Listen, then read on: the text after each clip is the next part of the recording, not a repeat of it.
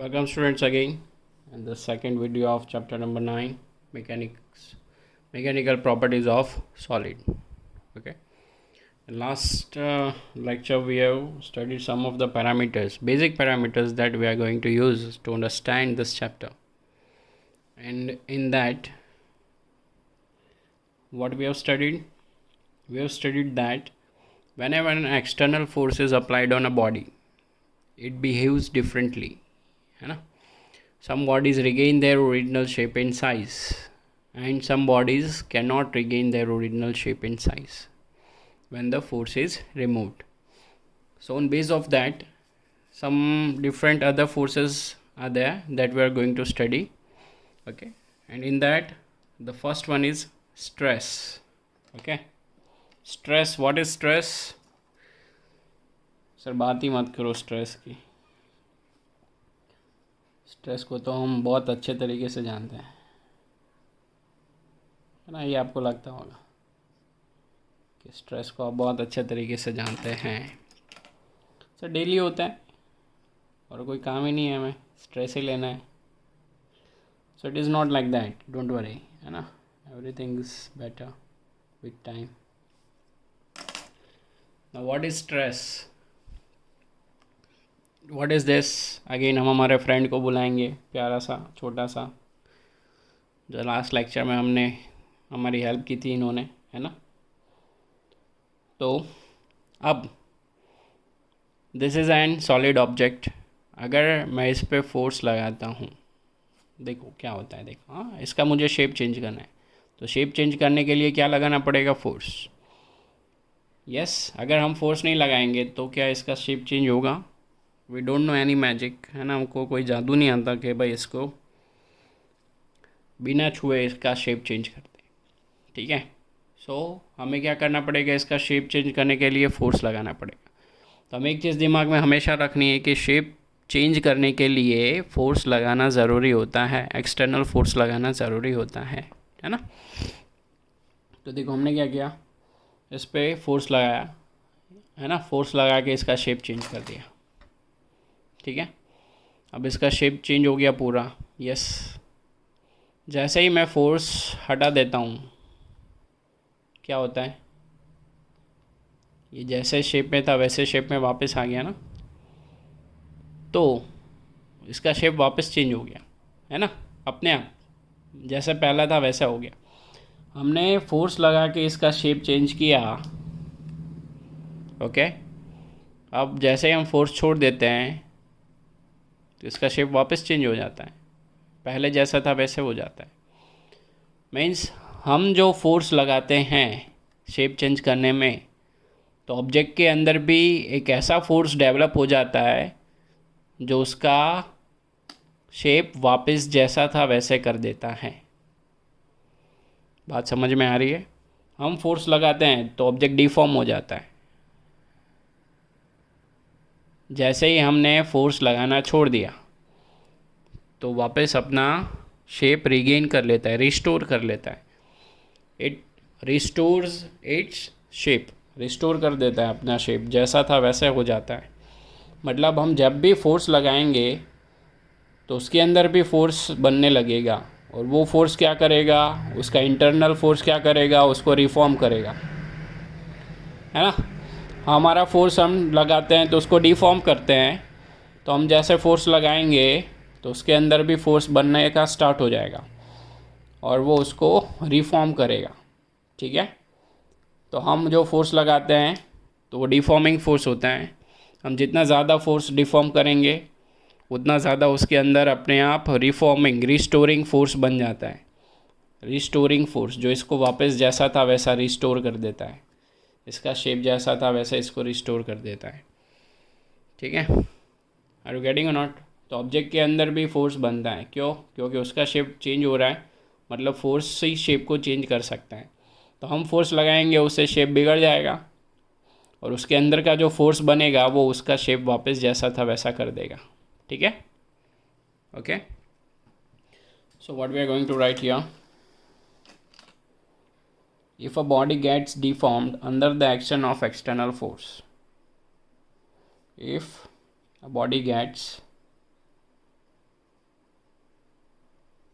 deform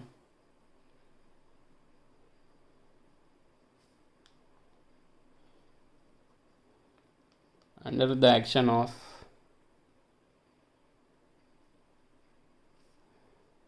external force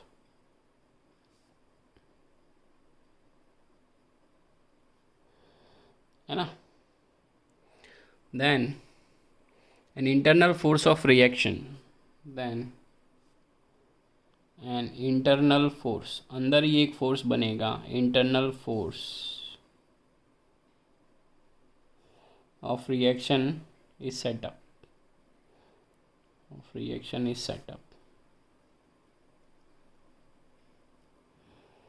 है ना, which tends to वो क्या करेगा, tends to restore the body into its original shape,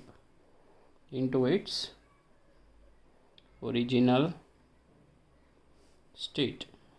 जैसा था वैसे रिस्टोर करने के लिए उसके अंदर, ऑब्जेक्ट के अंदर एक फोर्स बन जाता है. Okay, this internal restoring force, this internal restoring force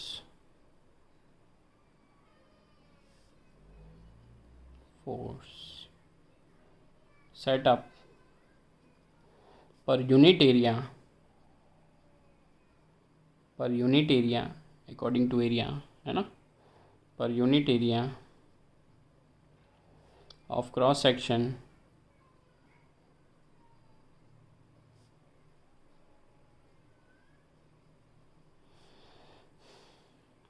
of a body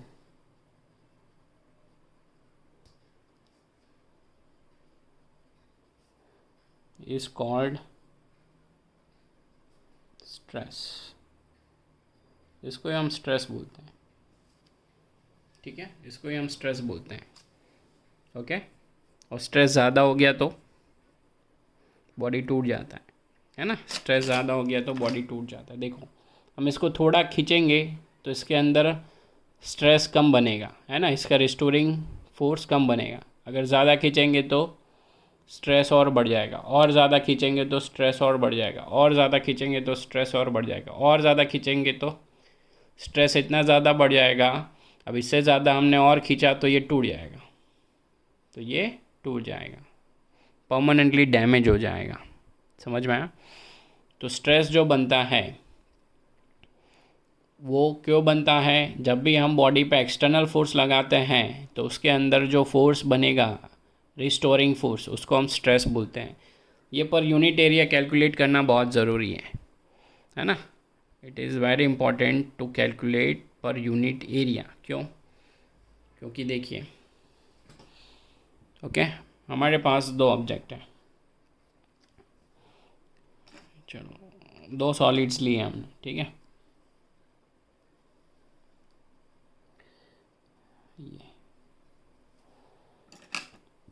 एक साइड हमने ये इलास्टिक बैंड लिया, एक साइड हमने ये इलास्टिक बैंड लिया. ओके,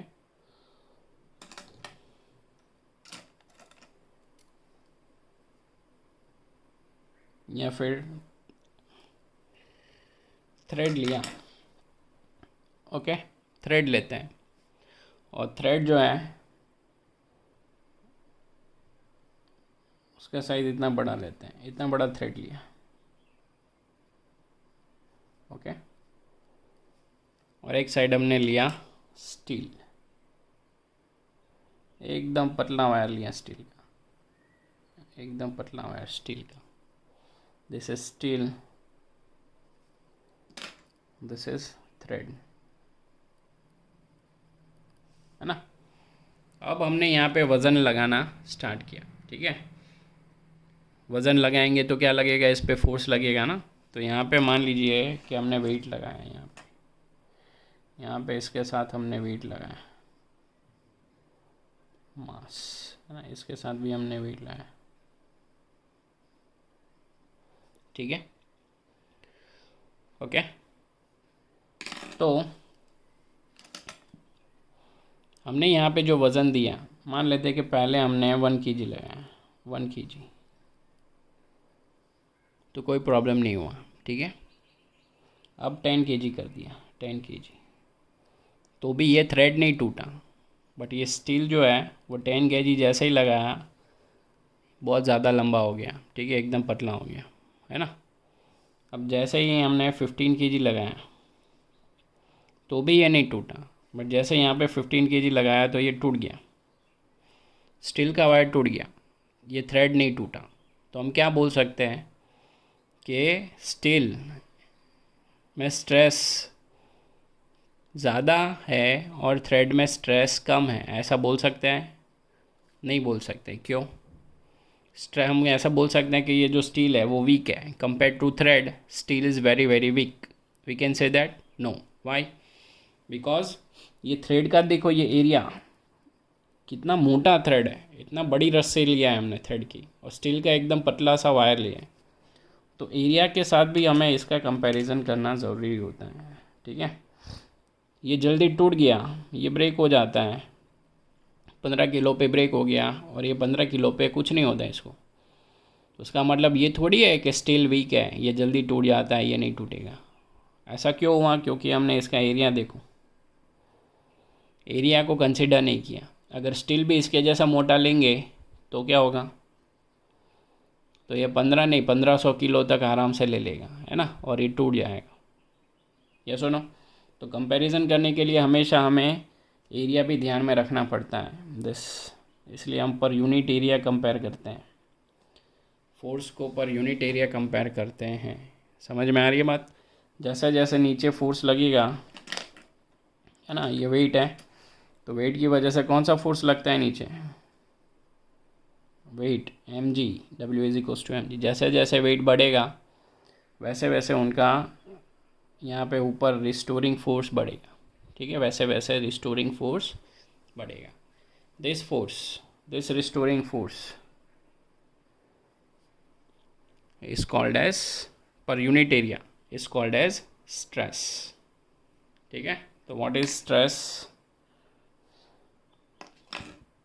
स्ट्रेस का फॉर्मूला क्या है देखो, अप्लाइड फोर्स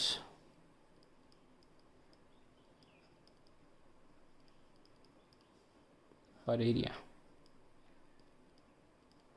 है ना, अप्लाइड फोर्स पर एरिया, इसको हम फोर्स पर एरिया भी बोल सकते हैं। Stress is equals to force per area. Okay, now what is the unit of stress? इसका यूनिट क्या होगा? What is unit? ऐसा unit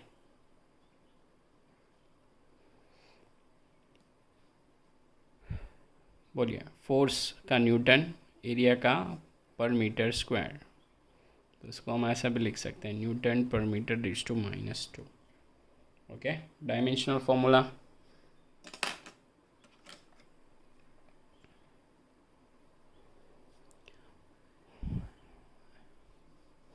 what is the dimensional formula of force? m1L2T -2, क्या आएगा बोलिए? Okay, so you must have known it, ठीक है। तो इसको फोर्स का लिखना है, dimensional formula multiply by L⁻² कर देना है, तो आपका आंसर आ जाएगा, क्या आएगा? m1L -1T -2, ठीक है, ये आएगा। Now there are different types of stress, okay, there are different types of stress, तो हम types of stress देखते हैं।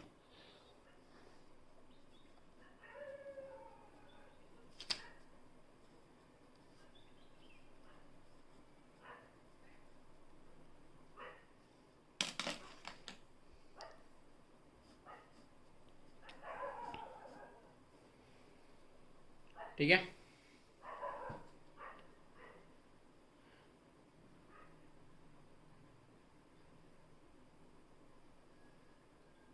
ओके। 10, तो फर्स्ट जो हमारा स्ट्रेस है, फर्स्ट टाइप का जो स्ट्रेस है उसे बोलते हैं हम लॉन्जिट्यूडनल स्ट्रेस और टेंसाइल स्ट्रेस। लॉन्जिट्यूडनल स्ट्रेस, ठीक है। लॉन्जिट्यूडनल स्ट्रेस ये कैसा स्ट्रेस होता है? लॉन्जिट्यूडनल और टेंसाइल, इसको टेंसाइल भी बोल सकते हैं और टेंसाइल।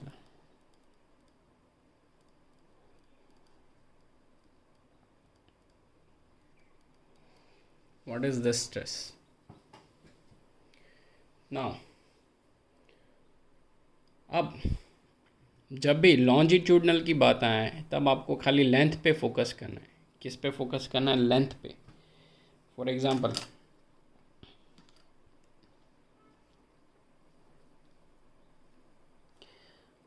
ठीक है, हमने एक वायर लिया,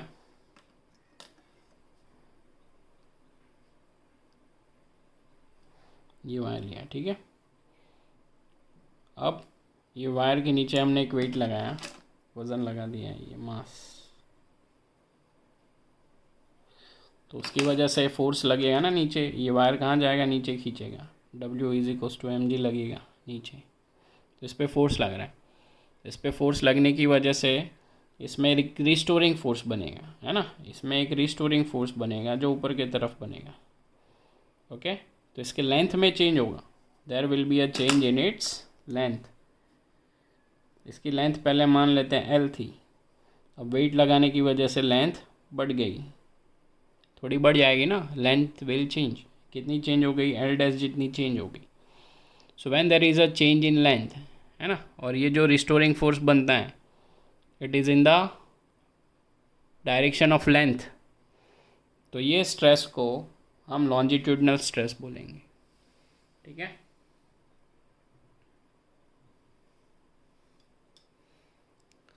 तो इसको हम कैसे डिफाइन करेंगे? देखिए यहाँ पे, now it is the restoring force set up per unit cross sectional area of a body. It is the restoring force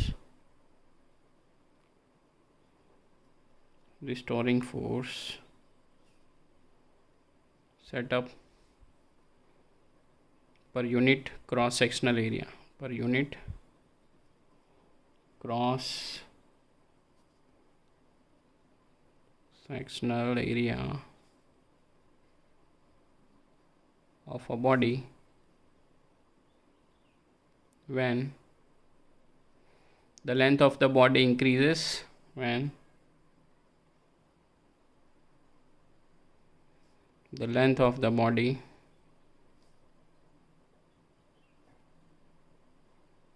increases in direction of force. Increases, length of a body increases in direction of force.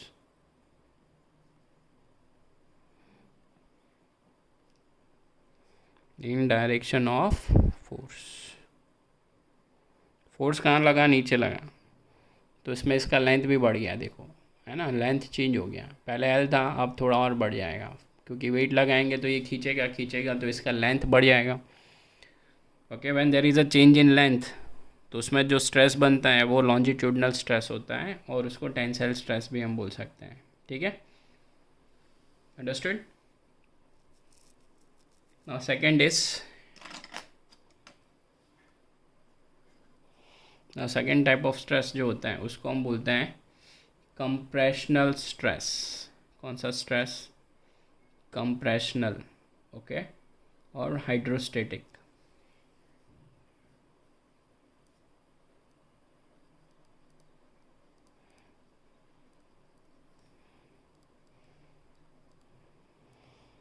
है ना, या फिर aerial stress. ये length में change हो रहा है, इसमें किस में चेंज होगा? एरिया में चेंज होगा। किस में चेंज होगा? एरिया में चेंज मिलेगा हमको, ठीक है। There will be a change in area, okay.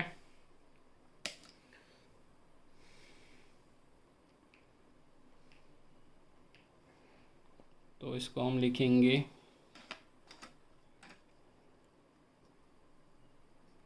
It is the restoring force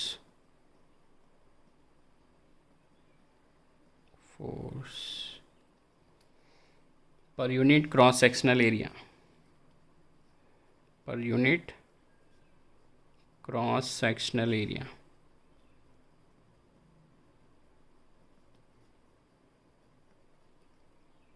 okay, of a body.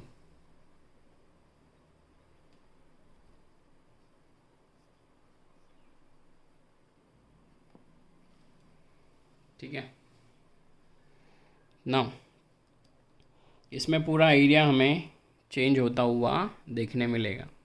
Okay, इसलिए फोर्स पर यूनिट एरिया कर दिया हमने, ठीक है, यहाँ पे। बट पूरे लेंथ में कंप्रेस है, कंप्रेस हो रहा है तो लेंथ क्या होगा, डिक्रीज़ होगा ना। लेंथ क्या होगा, डिक्रीज़ होगा। लॉन्जिट्यूडनल मतलब खींच रहे थे, ये लेंथ बढ़ गया। अगर हम एक वायर लेंगे, उसको दोनों साइड से फोर्स लगाएंगे ऐसे, ठीक है, तो उसकी लेंथ पहले कितनी थी, L, अब कम हो जाएगी, है ना, there will be a decrease in length. तो उसको हमने कंप्रेस किया है ना। It is the restoring force per unit area cross sectional area of a body when the length is decreased, है ना। लेंथ डिक्रीज होगा मतलब क्या, कंप्रेशनल स्ट्रेस बढ़ रहा है तो लॉन्जिट्यूडनल और टेंसाइल स्ट्रेस। अंडरस्टूड। यहाँ पे लिख देते हैं when its length decreases, when its length decreases.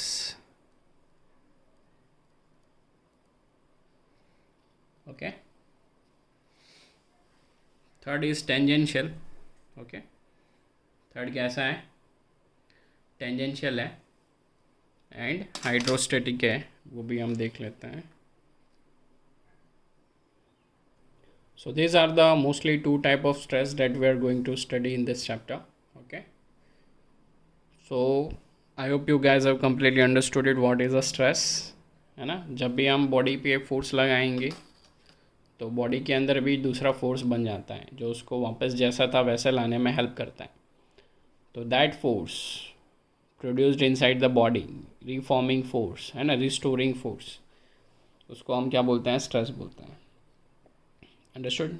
And what is, how can we find stress, stress is equals to applied force per area, force per area. This is the formula that we are going to use everywhere for stress.